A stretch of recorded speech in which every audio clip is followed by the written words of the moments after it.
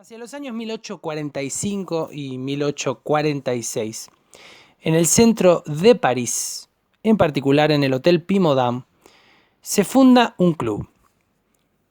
Señoras y señores, con ustedes, el Club de los Hashishins, el Club de los Tomadores de Hashish. Se juntaban en cenas que eran conocidas como noches fantasías bajo la dirección de un doctor. El doctor Jacques-Joseph Moreau o Moreau de Tours. Es muy gracioso que llame Tours, que significa viajes. Estos encuentros estaban dedicados a la ingestión de hashish, en una forma comestible que procederemos a estudiar en esta primera charla. Pero ¿qué importancia tendría hablar de este club de gente poco recomendable si no fuera que nuestro querido amigo, integrante fantasmal y espectral del Club de los Sofistas, Charles Baudelaire?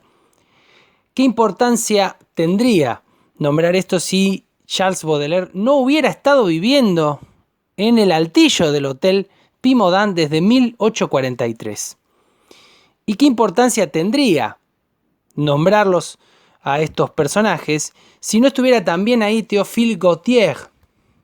Théophile Gautier era un gran amigo de Baudelaire. De hecho, Las Flores del Mal está dedicado a Gautier, que tiene unos textos hermosos, un gran poeta romántico. Pero también participaban de este club demencial Delacroix, Nerval, Víctor Hugo, Balzac. De estas experiencias no solamente nos hablan los textos de Gautier, que retrata este ambiente de lujuria, de salón parisino y de ceremonias antes de la cena de la siguiente manera. El doctor estaba de pie al lado de un buffet libre en el que había una bandeja llena de diferentes platitos de porcelana japonesa. En una jarra de cristal se almacenaba la mermelada verdosa. La sacaban ayudándose de una espátula de cristal. Esta mermelada verdosa que cuenta Gautier era el hashish. Y el hashish llamó la atención de Charles Baudelaire, que de hecho escribe un ensayo de índole comparativa, podríamos decir, llamado Del vino y del hashish, y que incluye al opio entre los ingredientes. Escribe nuestro querido amigo y compañero Charles Baudelaire: la composición del hashish se hace con una decocción de cáñamo indio, mantequilla y una pequeña cantidad de opio. Por su parte, Gautier, en su texto El hashish, describe la preparación como un extracto de flores de cannabis que se cocinan con manteca, pistachos, almendras y miel, de manera de formar una especie de mermelada bastante parecida al dulce de Damasco.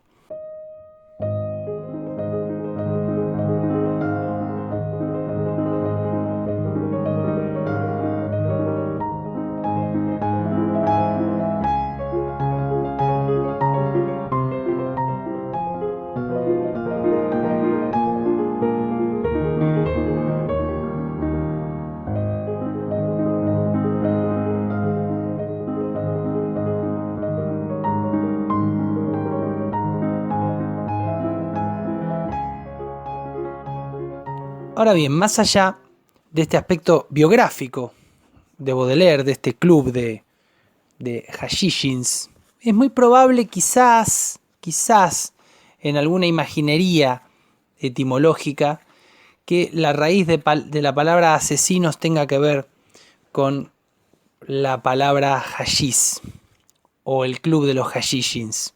Creo que hay un vínculo.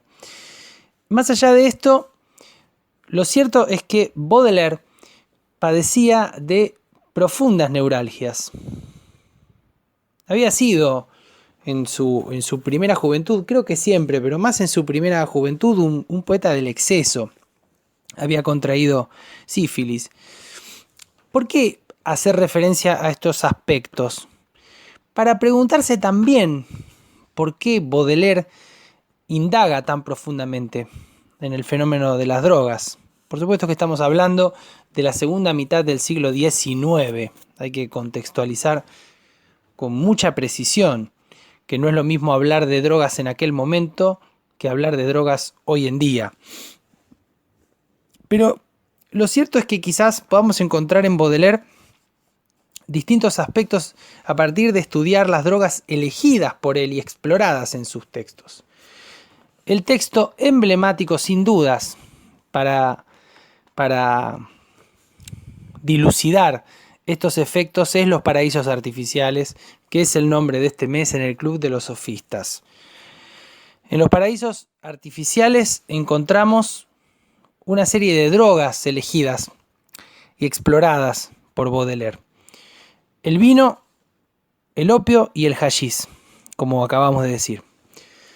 Pero lo cierto es que si estamos hablando de una época como en la segunda mitad del siglo XIX, habría que apuntar como primera medida que la industria química y farmacéutica estaba en sus inicios y llenaba el mercado con una serie de productos como los alcaloides del opio, la morfina, la codeína, la heroína, y luego más tarde lo llenó de cocaína.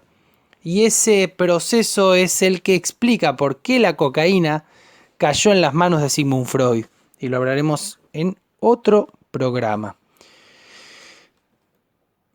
En fin, este aspecto biográfico de Baudelaire, viviendo en el altillo del Hotel Pimodan, juntándose en este club con sus compañeros demenciales, se suma a otro aspecto más allá de las condiciones fisiológicas del querido Charles Baudelaire. En 1845 lee un texto muy importante de Quincy, llamado Confesiones de un inglés comedor de opio. Digo, en este sentido hay que pensar en un Baudelaire que experimenta con drogas comestibles. Digo, habíamos explicado cómo comía el hashish.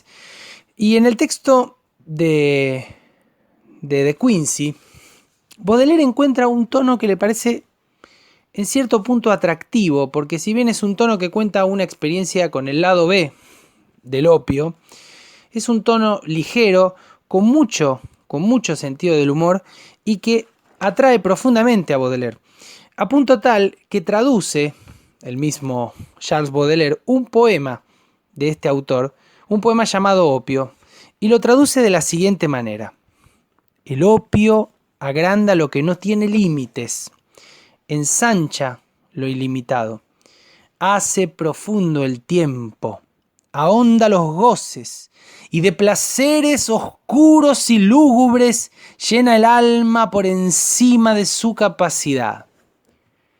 En esta traducción inicial de Baudelaire encontramos algunos aspectos que la experiencia por las drogas tienen en la sensibilidad baudeleriana a través del opio, pero fíjense que él traduce que el opio agranda lo que no tiene límites, ensancha lo ilimitado. Primer punto, la cuestión del límite, de lo ilimitado y del infinito.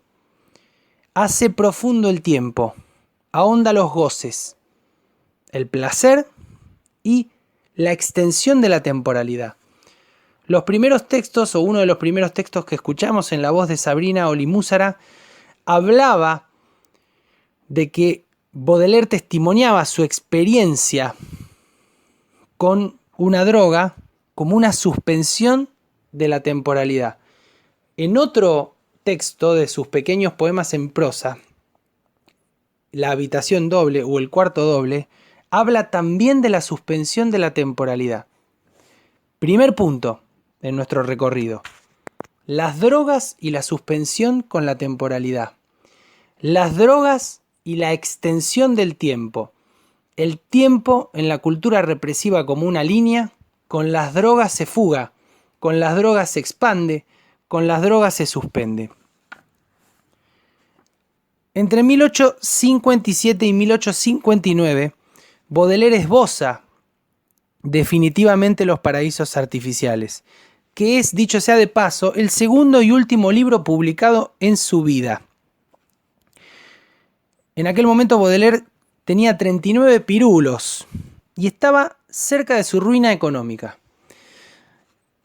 Y dada la audacia del texto y el interés público de la temática, consideraba que con un libro de estas características no solo podía reflexionar acerca de sus experiencias con estas sustancias, sino que quizá podía llegar a algún público un poco más amplio. Pero habíamos dicho que en los paraísos artificiales encontramos 3 sustancias al menos: el vino, el opio y el hashish.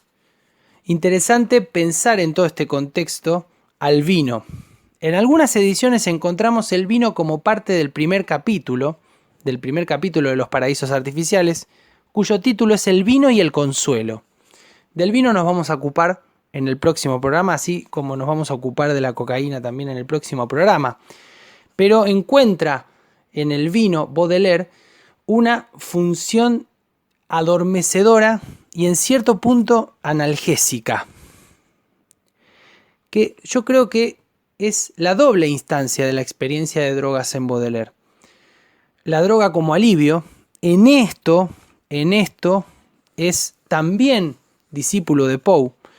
Poe fumaba opio y Poe utilizaba el opio y también el alcohol.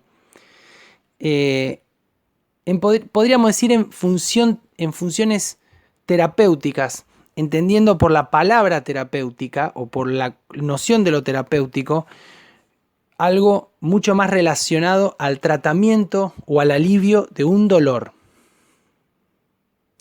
Pero cuando hablamos de hashish en Baudelaire, tenemos que pensar en la hipótesis del viaje. Tenemos que pensar en la hipótesis de la experimentación. Lo que Antonio Escotado, que va a ser uno de los guionistas involuntarios de este programa, llamó las drogas visionarias. Es decir, tenemos un cuerpo que asume su sufrimiento, que asume su dolor. No hablamos solamente de sufrimiento físico, hablamos de sufrimiento psicológico, existencial. Y tenemos un cuerpo abierto a la exploración de la percepción. Es en este punto donde Baudelaire escribe lo siguiente, y desde este lugar lo tenemos que comprender. Los vicios del hombre constituyen la prueba de su ansia de infinito. El ansia de infinito que después el conde de Lautréamont, en los cantos de Maldoror, va a repetir casi taxativamente la expresión las ansias de infinito, relacionada, en el caso de Lautréamont, a los perros. Interesante asunto, la relación del vicio y de lo infinito. Interesante porque estamos hablando de un periodo donde, por otro lado, un matemático como Cantor empieza a formalizar sus primeras hipótesis acerca de la existencia de conjuntos infinitos. Nunca me pareció una casualidad que Baudelaire y luego Lautréamont hablaran tanto del infinito desde sus poesías, mientras que la imaginación de la ciencia y de la matemática se llenaba de los fuegos de los conjuntos transfinitos, de los números infinitos y de los infinitos infinitos. Todo un proceso que arrancó con el horror al infinito de los griegos, con el horror de los cristianos temerosos y de Dios mismo al infinito en el siglo XIX, de la mano de las formalizaciones de un matemático audaz como Cantor y de los opiómanos y de los poetas simbolistas y decadentistas, el infinito vuelve a constituirse como uno de los horizontes ilimitados de la percepción humana. Pero, ¿qué es lo que sucede? Para Baudelaire, el hashish, comer este preparado, como si fuera una manteca, nos produce un acceso inmediato a lo absoluto. Nos convierte en Dios. Y es por eso que el mismo Baudelaire, con miedo y acaso con terror, dice que esta usurpación no nos debe ser permitida. ¿Cómo podemos acceder a este paraíso de manera inmediata? ¿Cómo podemos acceder a este paraíso artificial solamente tragando una manteca alucinógena, una ingestión psicodélica y directamente accedemos a lo absoluto? Este orgullo, esta soberbia del poeta que se droga ha sido siempre castigada y a partir del siglo XX más profundamente castigada que nunca.